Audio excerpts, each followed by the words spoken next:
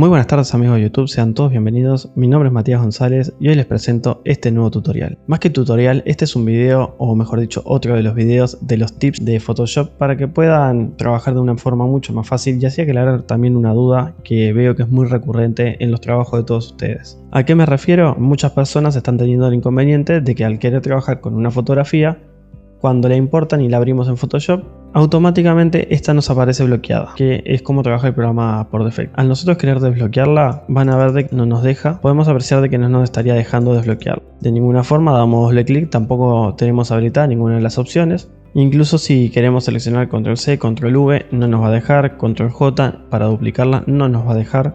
¿A qué se puede ver esto? Muy fácil. Uno de los motivos más recurrentes es, como aquí arriba les dice, nosotros lo que tenemos es una capa indexada o una fotografía, mejor dicho, indexada. ¿A qué se refiere esto? Que es una fotografía el cual posee la gama de colores comprimida. Para resumirlo, ¿cómo la podemos compartir?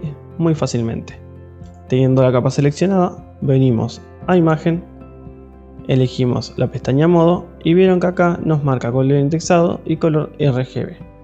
Simplemente seleccionamos acá color RGB y listo. Ya con esto, como pueden apreciar, nos deja borrar el fondo, o si lo volvemos para atrás, nos va a dejar desbloquear tocando el candadito, arrastrando el candado sobre el bote de basura, o simplemente en el espacio en blanco, dándole doble clic.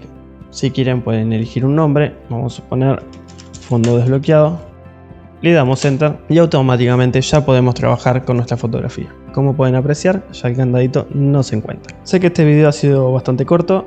Es la idea es darles simplemente un tip, solucionar un error que les puede ocurrir.